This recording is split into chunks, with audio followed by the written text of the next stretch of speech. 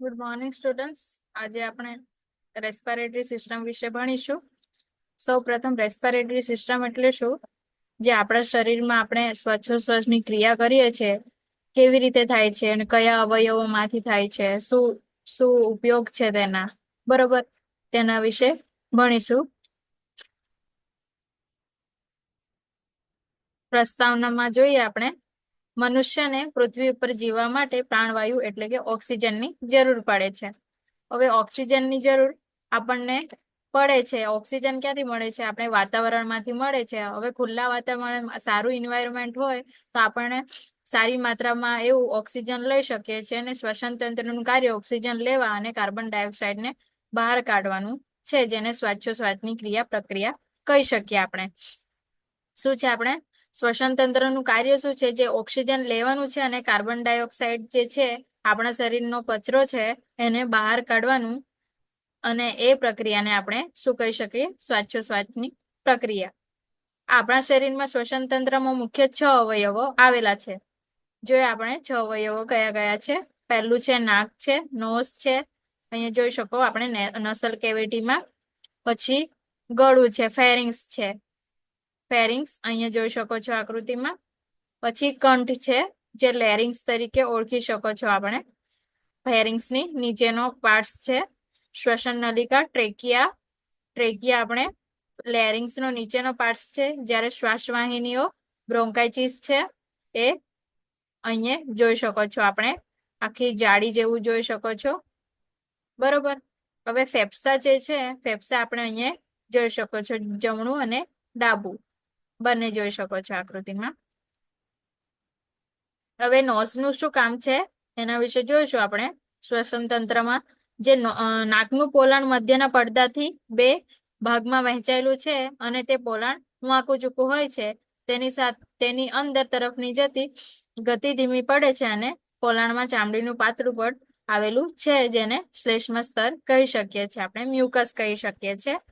Mucus એટલે કે એક પ્રકારનું શ્લેષ્મ જેવું સ્તર. નાકના પોલાણમાં પાતળા વાળ આવેલા હોય છે, જે સતત પીંછીની જેમ હાલતા હોય છે, જે એક જ દિશામાં બહારની ગતિ કરતા હોય છે. તે બારીક હોય છે. બારીક એટલે બહુ ઝીણા હોય છે અને એક જ દિશામાં ગતિ કરતા હોય છે. બહારના આપણી એર્સમાં કોઈ બી પાર્ટિકલ્સ હોય, કીટાણુઓ હોય, બરોબર, એરમાં કોઈ બી કમ્પોનેન્ટ્સ હોય, પાર્ટિકલ્સ હોય, એને આપણે એનાથી નાકમાં જતા એ રક્ષણ કરે છે. એ અંદર જવા દેતું નથી, એ આપણું રક્ષણ કરે છે. હવે આ સ્તર પાતળું અને ચીકણું પ્રવાહી પેદા કરે છે, જે નાકના પોલાણને ઢાંકી દે છે. કેવું? પાતળું અને ચીકણું પ્રવાહી પેદા કરે છે. હવે એના પોલાણમાં એ ઢાંકી દે છે એટલે કે અવરોધ પેદા કરે છે. નાકનું કાર્ય જોઈએ તો આપણે જ્યારે બહારની હવા નાકમાં અંદર દાખલ થાય છે ત્યારે તેમાં કોઈ પણ રજકણો હોય તેને દૂર કરવામાં કાર્ય કરે છે.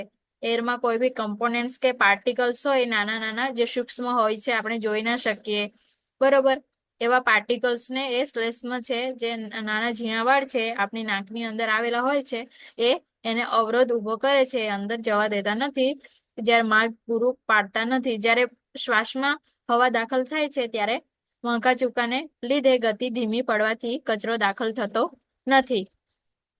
કેવું છે? શ્વાસમાં હવા દાખલ થાય છે ત્યારે વાંકા ચૂકા ને લીધે ગતિ ધીમી પડવાથી કચરો દાખલ થતો નથી, બરોબર. શ્લેષ્મ જે છે એ વાંકા ચૂકા થાય છે અને ગતિ ધીમી પડવાથી એ કચરો જતો નથી.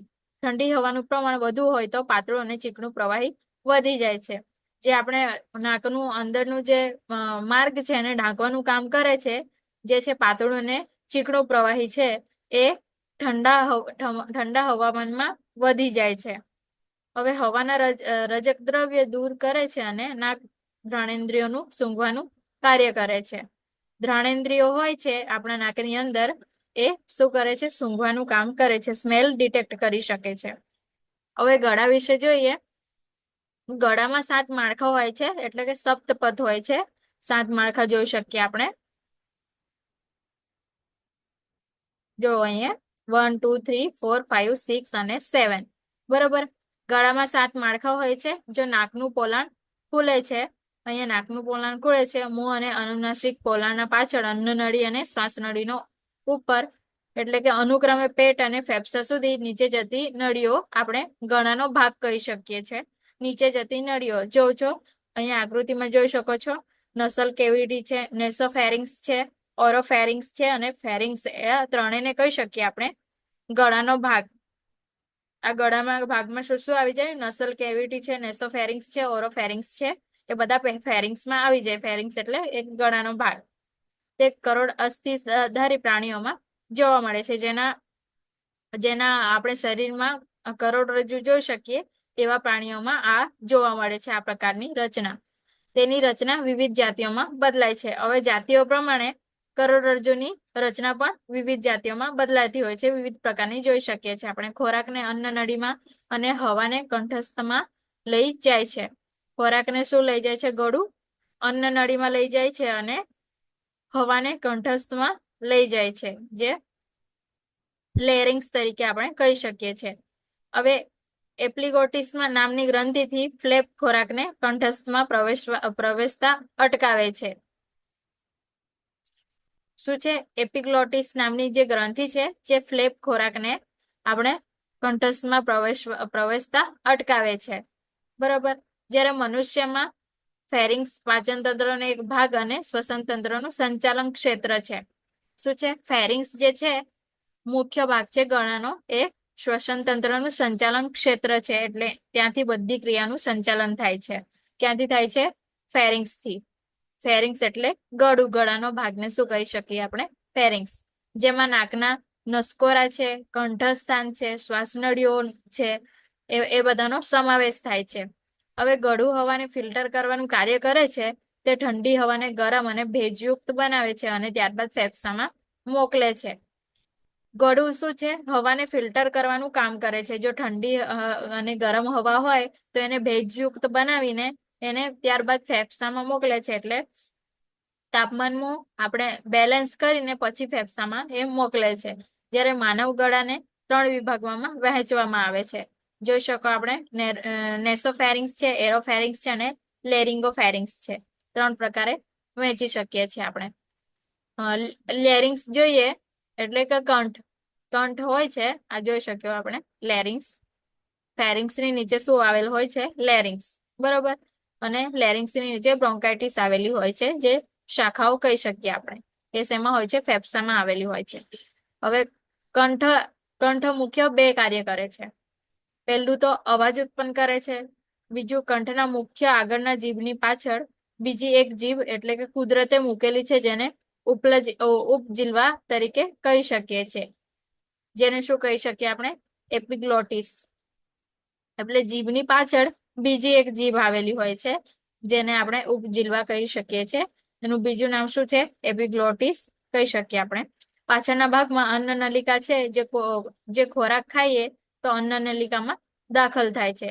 પાછળના ભાગમાં અન્ન નલિકા આવેલી હોય છે, ગળાના ભાગમાં. જે આપણે અન્ન ખાઈએ એ આપણે એમાં અન્ન નલિકામાં દાખલ થાય છે. ઉપજીલવાનું કામ જ્યારે અન્ન જીભ વડે પાછળ ધકેલાય છે ત્યારે ઉપજીલવા બંધ થઈ જાય છે, જેથી લીધેલો ખોરાક શ્વાસનળીમાં દાખલ થાય નહીં. ઉપજીલવાનું કામ શું છે? આપણે જે ખોરાક લઈએ છે એ શ્વાસનળીમાંથી જતા અટકાવે છે. ઉપજીલવા એપિગ્લોટિસ છે જે છે એ શ્વાસનળીમાં ખોરાક જતા અટકાવે છે. એનું કામ એ છે કે જે લીધેલો ખોરાક હોય છે એને પાછળ ધકેલતા એ અટકાવે છે, બંધ થઈ જાય છે. બરોબર. ખોરાક અન્ન નળીના બદલે શ્વાસનળીમાં દાખલ થાય તો અંતરાસ આવે છે. બરોબર. અન્ન નળીના બદલે આપણે શ્વાસનળીમાં જતો રહે તો અંતરાસ આવે છે, ખાંસી આવે. બરોબર. નાકના માર્ગે આગળ વધી જાય છે. કંઠમાં સ્વરપેટી આવેલી છે, જે અવાજ ઉત્પન્ન કરે છે.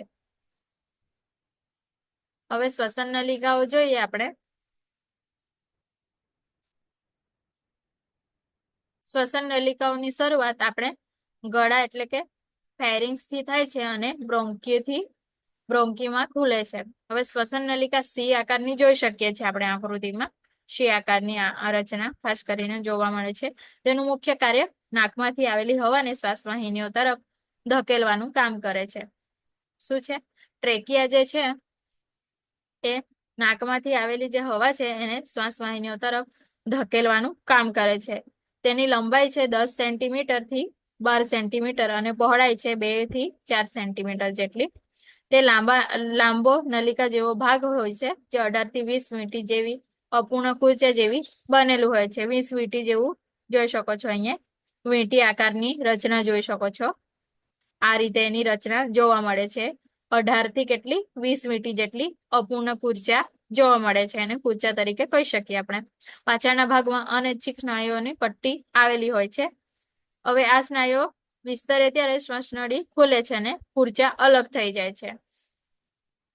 હવે એના પાછળના ભાગમાં છે અનૈચ્છિક પટ્ટીઓ આવેલી છે. આ કુર્ચાની પાછળના ભાગમાં અનૈચ્છિક પટ્ટીઓ આવેલી છે. જે સ્નાયુઓ વિસ્તરે એટલે આપણે પહોળા થાય ને સંકોચાય એવું થાય ત્યારે આપણે વિસ્તરે ત્યારે શ્વાસ નળી ખુલે છે અને કુર્ચા અલગ થઈ જાય છે. આ બધી કુર્ચાઓ અલગ થઈ જાય છે.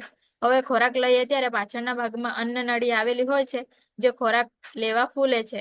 જ્યારે કુર્ચા અન્ન નળીને ખુલવાનો સમય આપે છે ત્યારે માટે કુર્ચાનો ભાગ પાછળ અપૂર્ણ હોય છે. તેમાં 18 થી 20 કુર્ચા આવેલા હોય છે.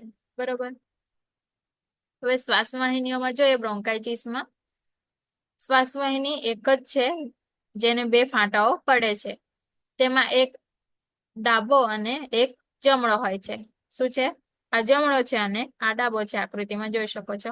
અહીંથી શ્વાસ નલિકાની શરૂઆત થાય છે. બરોબર. હવે જમણા ફાટામાં 3 ભાગ અને ડાબા ફાટામાં 2 ભાગ પડે છે. જમણા ફાટામાં 3 ભાગ પડે છે. અહીંયા જોઈ શકો છો આકૃતિમાં 1, 2 અને 3. જ્યારે ડાબા ફાટામાં 1 અને 2 ખાલી 2 જોઈ શકો છો ડાબા ફાટામાં. હવે આગળ જતા આ ફાટા નાના સૂક્ષ્મ બને છે. બરોબર. પછી શ્વાસવાહિનીઓ શરૂ થાય છે જે ફેફસામાં દાખલ થાય છે. બ્રોન્કિયો એટલે શાખાઓ કહી શકીએ આપણે. જે ફેફસામાં દાખલ થાય છે જ્યારે શ્વાસ નળીના સૌથી છેલ્લા છેડાના ભાગમાં પરપટા જેવો ભાગ આવેલો છે જેને વાયુકોષો તરીકે આપણે ઓળખી શકીએ છીએ. શું છે? ફેફસામાં દાખલ થાય છે જ્યારે શ્વાસ નળીના સૌથી છેડાના ભાગમાં પરપોટા જેવો ભાગ આવેલો છે જે વાયુકોષો હોય છે. એને વાયુકોષો તરીકે આપણે ઓળખી શકીએ. દરેક વાહિનીમાં છેડે વાયુકોષો આવેલા હોય છે. બધે વાયુકોષો આવેલા હોય છે જે પરપોટા જેવા દેખાય છે. હવે દરેક વાહિનીમાં છેડે વાયુકોષો આવેલા છે અને આવા અસંખ્ય વાયુકોષો ભેગા થઈ ફેફસા બનાવે છે. આવા વાયુકોષો બધા ભેગા થઈને ફેફસાની રચના કરે છે. બરોબર. હવે આપણે આગળનું ચેપ્ટર આગળના લેક્ચરમાં જોઈશું. Thank you.